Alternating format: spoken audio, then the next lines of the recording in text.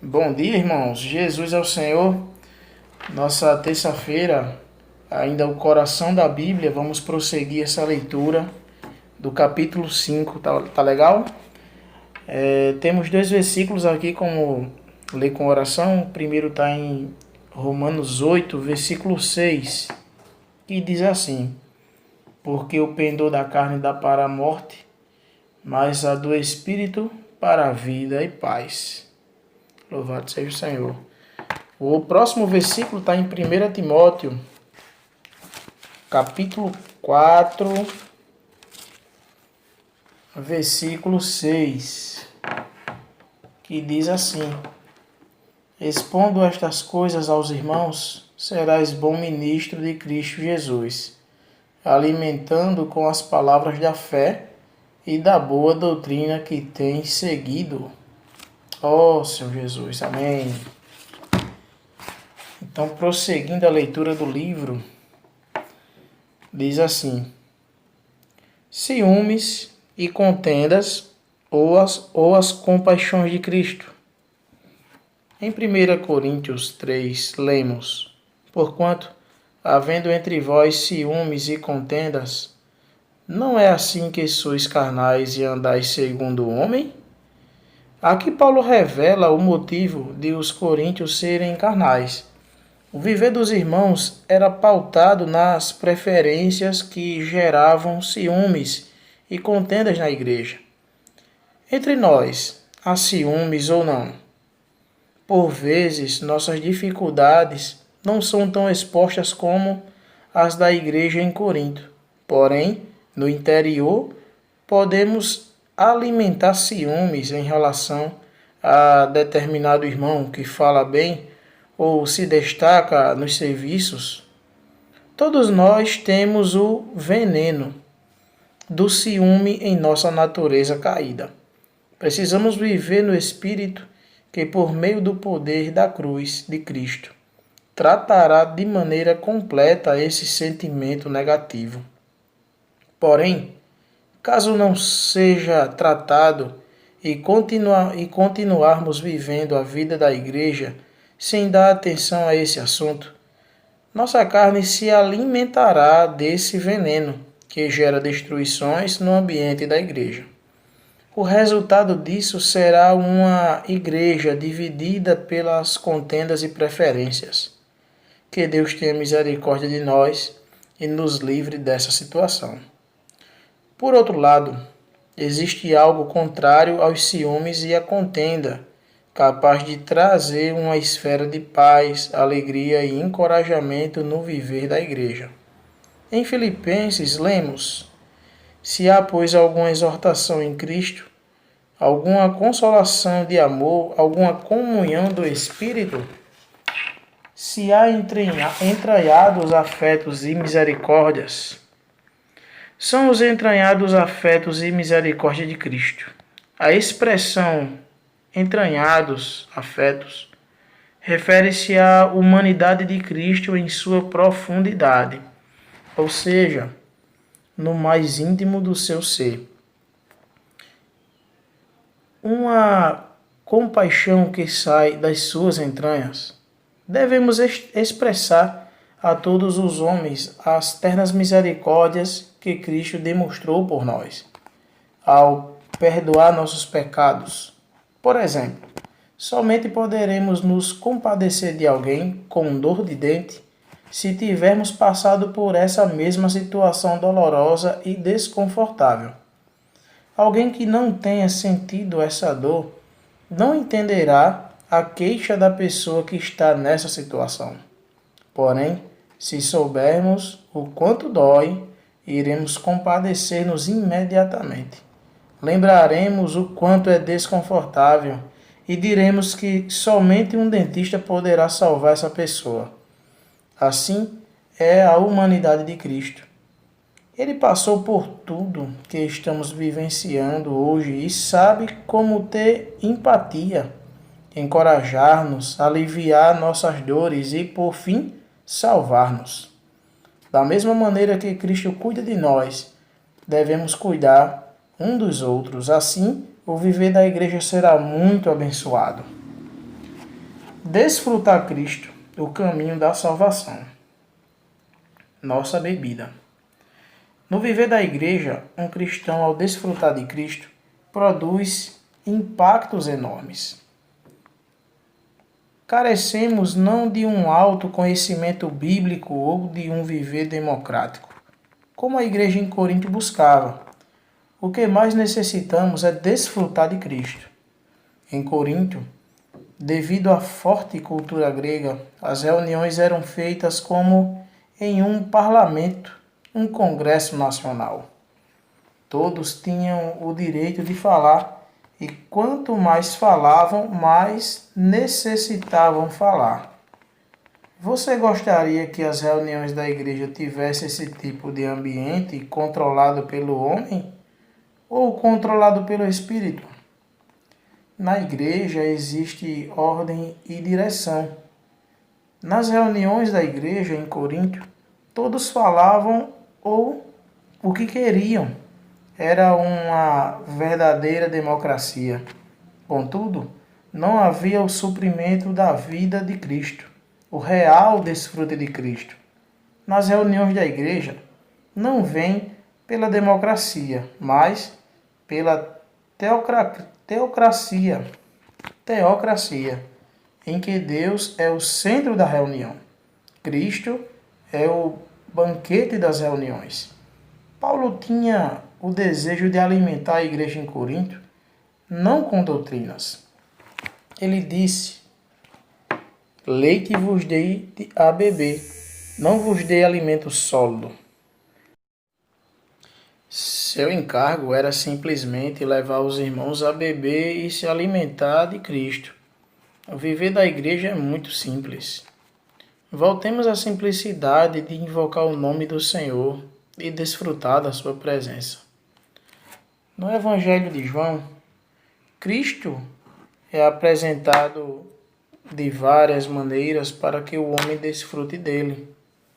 Uma delas é que Cristo é a bebida. Ele pode saciar a sede espiritual de todo aquele que nele crê. Leiamos. Aquele, porém, que beber da água que eu lhe der, nunca mais terá sede. Pelo contrário, a água que eu lhe der será nele uma fonte a jorrar para a vida eterna. Essa fonte que não para de jorrar está dentro de você. Na igreja não deve haver discussões, democracia ou quem fala melhor ou pior. Não. Temos Cristo como a água viva, a verdadeira bebida que jorra do nosso interior. Se desfrutamos dele, as pessoas ao nosso redor serão contagiadas com essa água viva que está a jorrar. Continuando no Evangelho de João, lemos: no último dia, o grande dia da festa, levantou-se Jesus e exclamou: se alguém tem sede, venha a mim e beba. Quem crê em mim, como diz a Escritura, do seu interior fluirão rios de água viva. Aleluia! Temos rios de água viva que estão prontos para fluir de nós por meio da pregação do Evangelho. Outro meio poderoso de fazer esses rios jorrarem é invocar o nome do Senhor Jesus. Todas as vezes que invocamos o seu grandioso nome, nós somos curados. Esse nome é doce e refrigera a alma. Como é bom desfrutar de Cristo ao clamar seu nome. Experimente agora mesmo. Invoque várias vezes durante o dia. Ó Senhor Jesus. Ó Senhor Jesus. Ó Senhor Jesus. E você perceberá que em seu interior há rios cheios de vida querendo fluir e abençoar outras pessoas. Nossa comida. Cristo, além de ser nossa bebida, é nossa comida. Uma comida cheia de nutrientes. Leiamos. Eu sou o pão vivo que desceu do céu. Se alguém dele comer, viverá eternamente. E o pão que eu darei pela vida do mundo é minha carne. Assim como o Pai que vive me enviou, e igualmente eu vivo pelo Pai, também quem de mim se alimenta por mim viverá. Graças ao Senhor, no viver da igreja, temos a palavra profética, um falar que nos dá direção.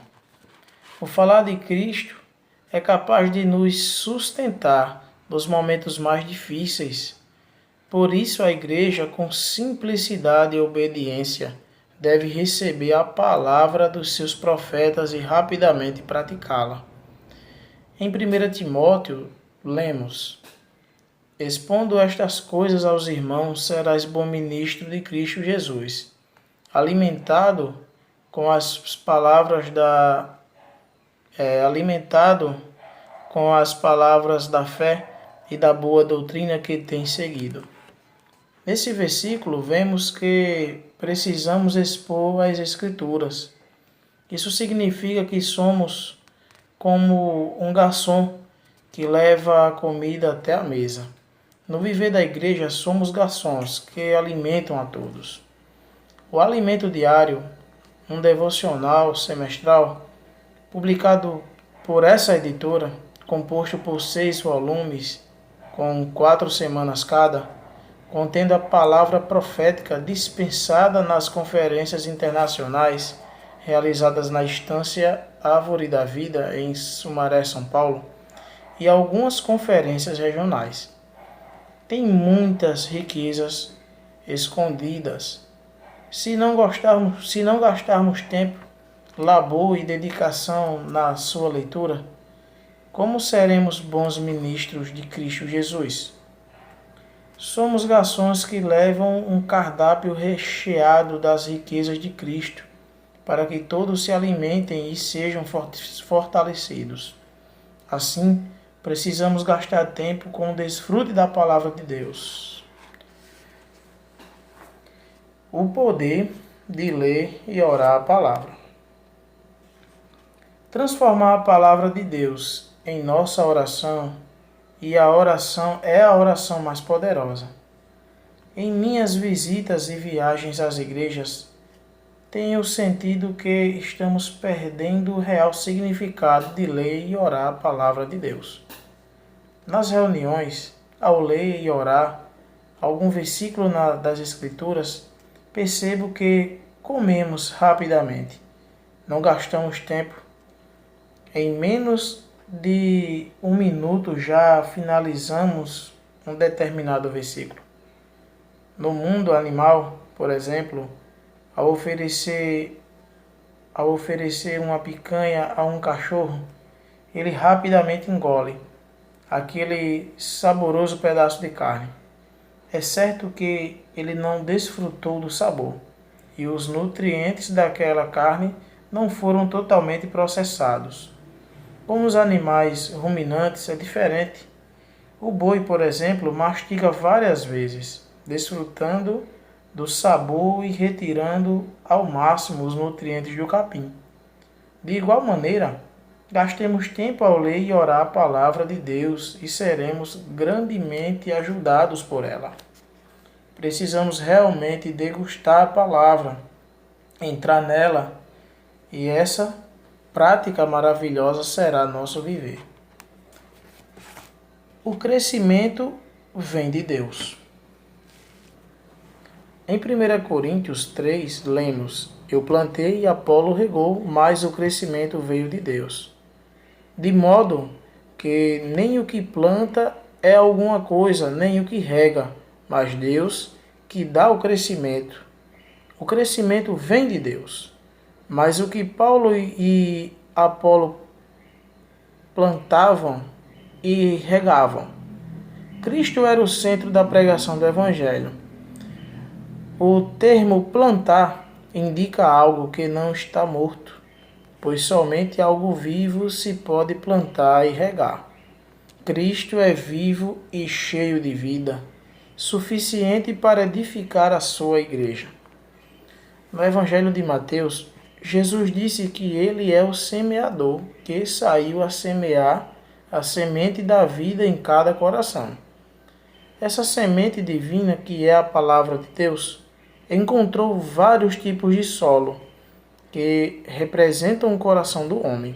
Graças ao Senhor, que essa semente cheia de vida caiu também em um solo fértil, que produz fruto a 100, a 60 e a 30 por um.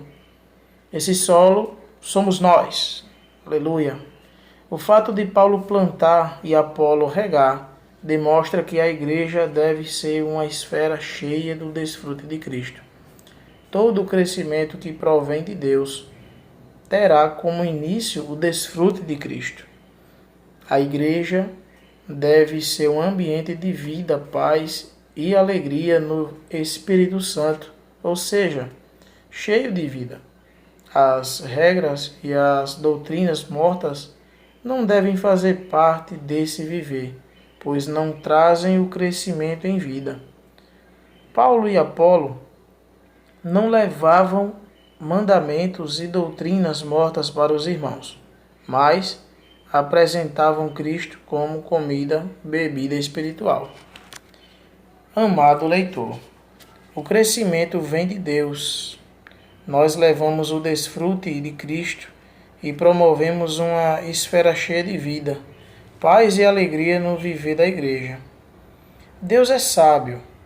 Ele não deixou o crescimento para o homem, pois, por causa do pecado, temos a tendência de nos orgulhar e de nos vangloriar das coisas boas que fazemos. Assim, Deus nos concede sua graça para que tenhamos parte no plantar e no regar em sua igreja. Porém, o crescimento está em suas poderosas mãos, pois é ele que completará toda a obra na igreja. Amém. Jesus é o Senhor. Aqui, irmãos, a gente tem uma leitura muito rica, né? Vasta de pontos. É bom, eu vou falar um ponto, apenas um, aqui falando sobre a igreja em Corinto. Como a gente viu, tem visto, deixou muito aprendizado para nós, né? Temos a oportunidade de tomar como vacina diversos acontecimentos ali. E na leitura de hoje falou sobre ciúme, sobre contenda, o comportamento dos coríntios, de valorizar as suas preferências, né? A igreja em Corinto ela era cheia de contendas, por preferência, né? A preferência ela causa o ciúme. Ó Senhor Jesus, irmãos, não se trata de quem sabe mais ou quem sabe menos.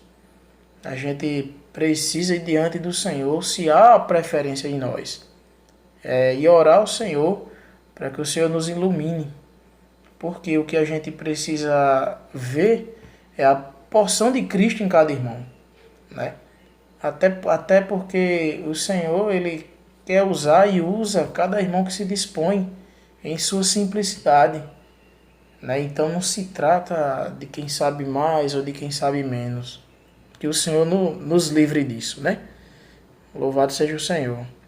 Ainda a questão devido à situação ali em Coríntio, essa situação, Paulo ele se retraía muitas vezes no que ia falar, temendo, e chegou a falar que leite deu de beber, que eles não podiam suportar comida sólida, né? Então, os irmãos, por serem cheios de sabedoria humana, cheios de sua inteligência e cultura, isso não significa que há um crescimento genuíno em Cristo.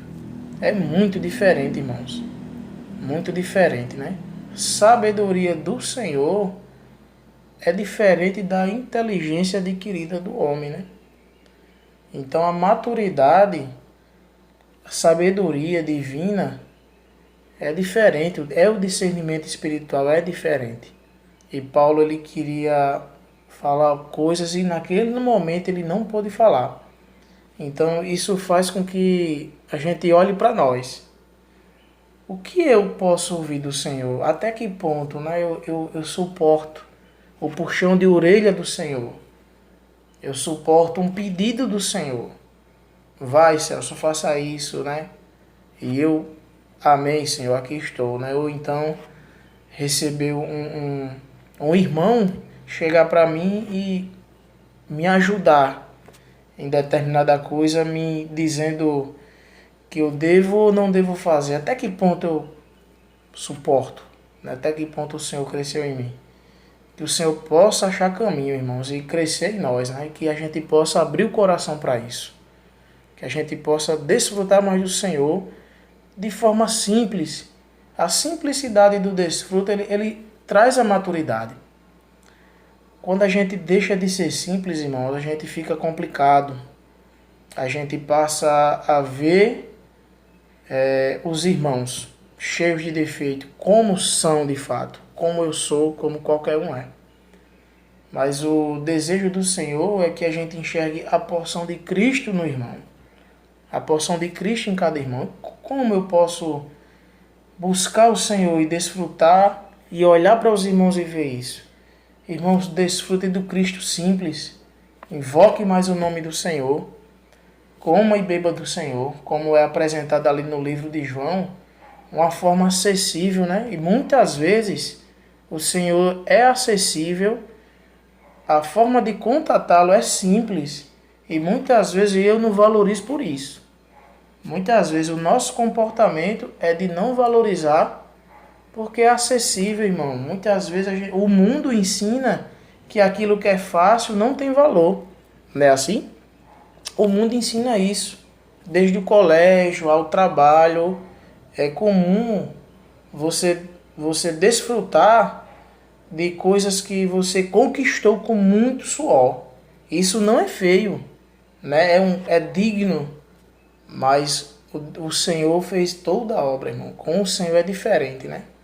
A gente desfruta de algo simples e acessível. E que a gente possa valorizar, irmãos. Jesus é o Senhor.